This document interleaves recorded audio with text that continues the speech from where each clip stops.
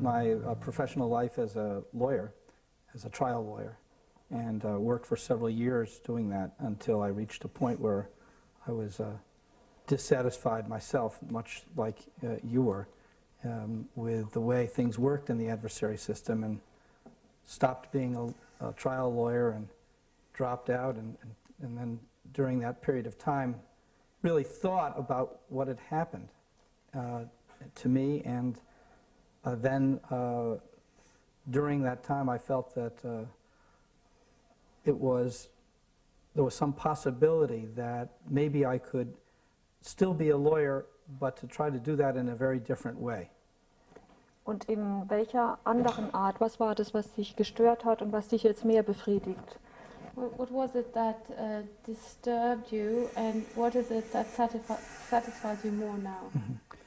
I found that as an advocate that I was often in a position of having to take a position that felt somewhat false, and that it really didn't capture something that felt truer, and that it always seemed that as if there were very few cases where it seemed like one side was right and the other side was wrong, yet my role called upon me to act as if that's the way it was.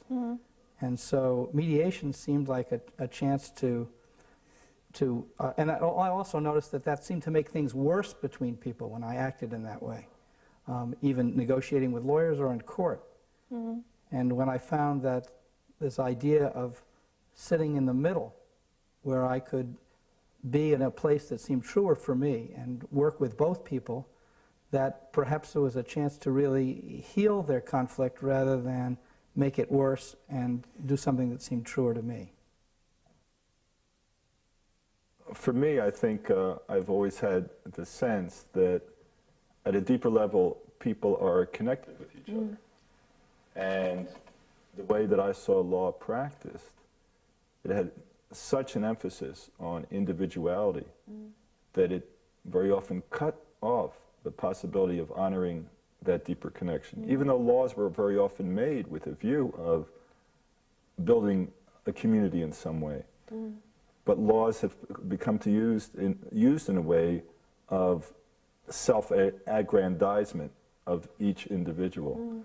So I think for me, the impulse towards mediation is also the impulse to honor people's deeper connection without taking away the fact that we're also separate from each other. And we also have separate needs. So the paradox between those two, the tension between those two, I find very exciting. I was teaching at the university, and some friends of ours got divorced. And it was a very bloody divorce, silly divorce. And I helped the wife, who was a good friend of Gretchen's, think through what she should be doing. And I got her an attorney. And the attorney worked for her for nothing because he owed me some things.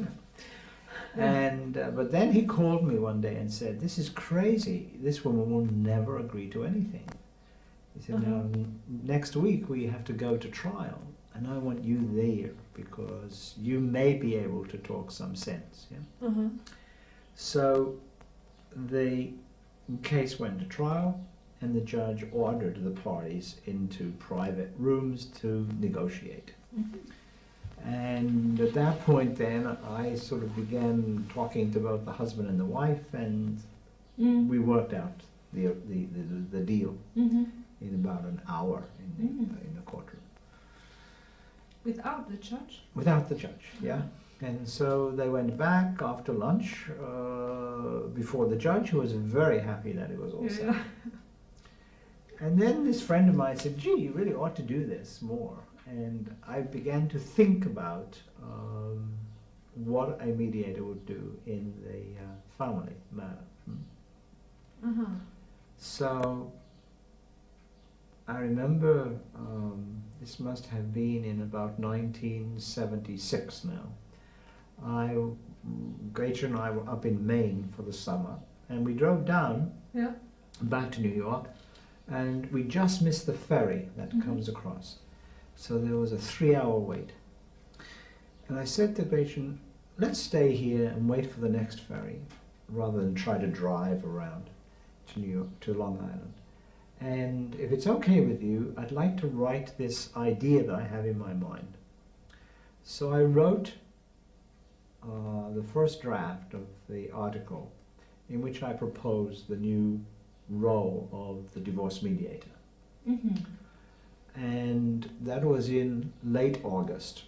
So I then... 76. 76, August of 76.